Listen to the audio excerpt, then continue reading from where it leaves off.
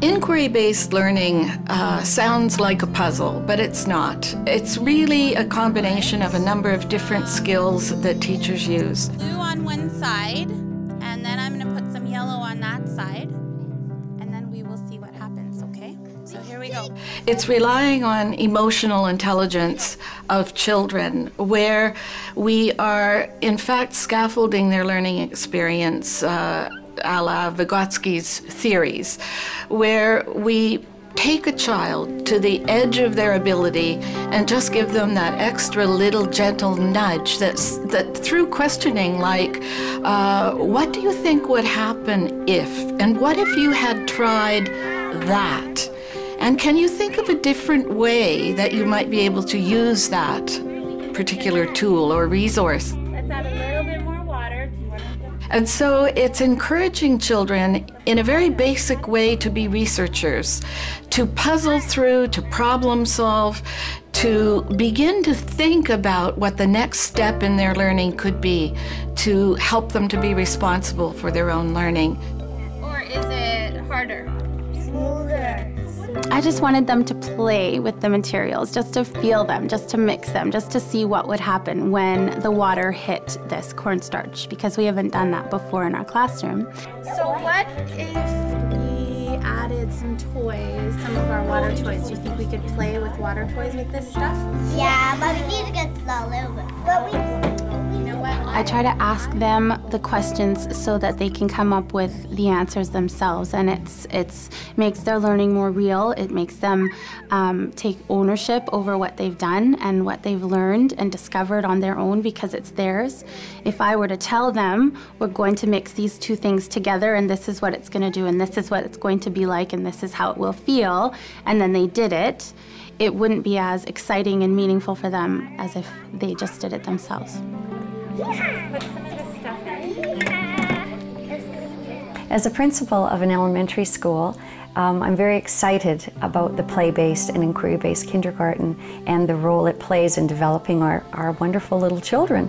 And I taught kindergarten for many, many years, and so as a principal, it is my love and passion to make sure that those children get exactly what they need to start their years. I feel that my role is to not only support the kindergarten teacher, but to inform and let the rest of the staff know exactly why we have the kindergarten program as a play-based program, and to ensure that the parents as well know why we are teaching kindergarten the way we are teaching kindergarten. There's a considerable bank of research now on the impact that a principal has on new programs in a school.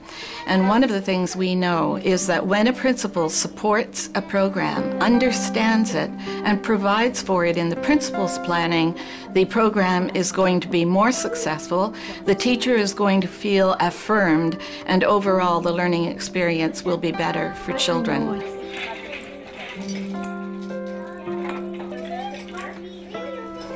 There are other ways of encouraging inquiry in learning centers that are nonverbal in nature. For example, if the children have been accustomed to a block center, for example, that has multiple different kinds of blocks in it, after a week or so, you may want to introduce a different material to the block center. Putting tubes and marbles in a sand table, which has previously simply been a place to play with sand, will change the whole type of activity that the children engage in with sand, tubes, and marbles.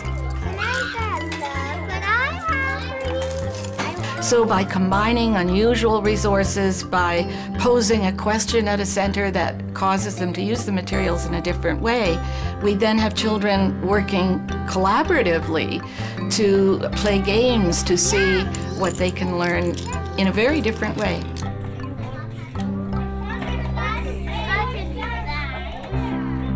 Oftentimes the children will take props from other centers, other parts of the classroom, and incorporate it in, across different centers, which is really neat to see. That was, them going into the dress-up box and finding the walkie-talkies, and I'm sure that that's something that they've seen at, other stores that they've gone into with their families. So they're just reenacting what they know. How do you open the cash register? On last day. Okay.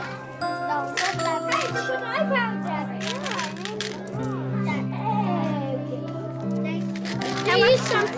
How much did the binoculars cost?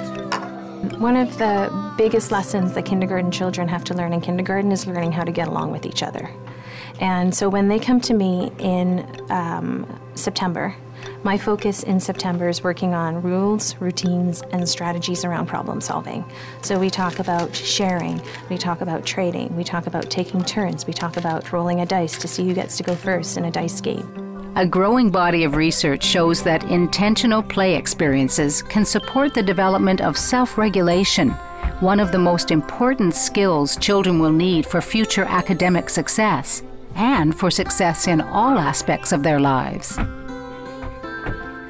Self-regulation has a great deal to do with building bonds and forming relationships with others, and then working jointly with others in cooperative ways. And so by what we set up at a social dramatic center, for instance, where we're encouraging children to model ideal adult roles that they may have observed in a shopping market or a post office, and being able to coach them on the appropriateness of their behaviors through that kind of activity is a very important part of what we're offering in our learning centers.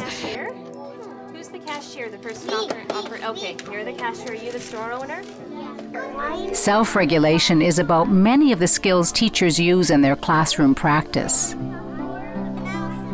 Sharing ideas and solving problems together. Managing powerful emotions. Planning ahead and planning with others. Taking safe physical risks. Struggling through the hard parts to learn something new. Using language to resolve conflicts.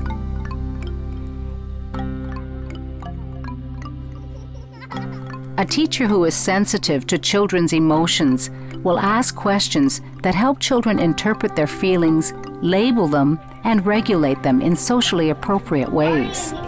Daniel, what did Diego do that you didn't like? I don't like it when you put the ladybug on my face. How does it make you feel? Bad. So what happened with Diego was there was an issue at the puppet center, and I think the little boy he was playing with, Daniel, put the puppet in his face, and he did not like that. And Diego came over and got me and said, and he explained to me what happened. And I'm happy to go back and coach the children through it because they are really and truly 5- and 6-year-olds, and they still need quite a bit of support. Hi guys. It was very clear in observing that incident, which was very spontaneous in the classroom, that that teacher had worked with that group of children in a very positive and proactive way to teach them those steps, so that when the incident occurred, the opportunity was there for just a review. Not for dealing with the situation in a negative way, but rather turning it into a positive, constructive experience for the whole class. Nikta, what's the problem? The shark hit the bee. The shark hit the bee. Let's see if the bee knows how to use his power talk. Can I get a 1, 2, 3, action?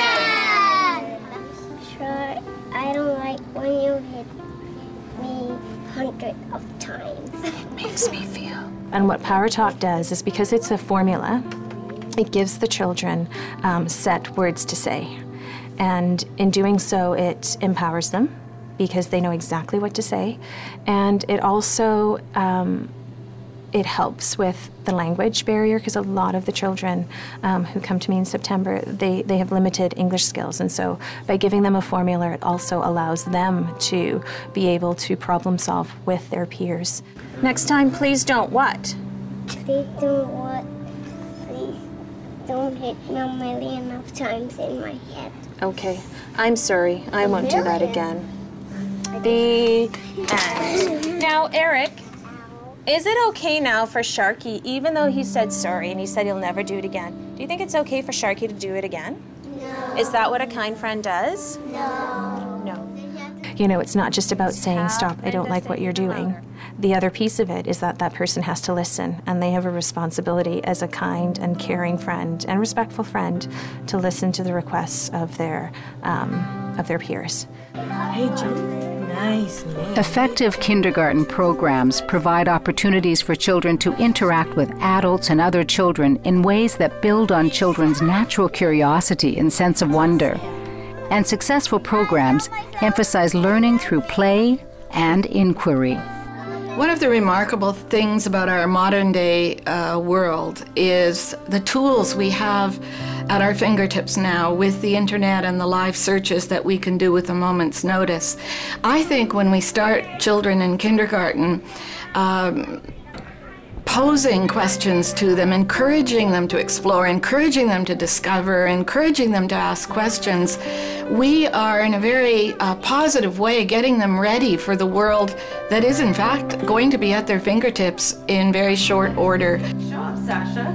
T-E. Butterfly. Butterfly. Oh, wow. Okay.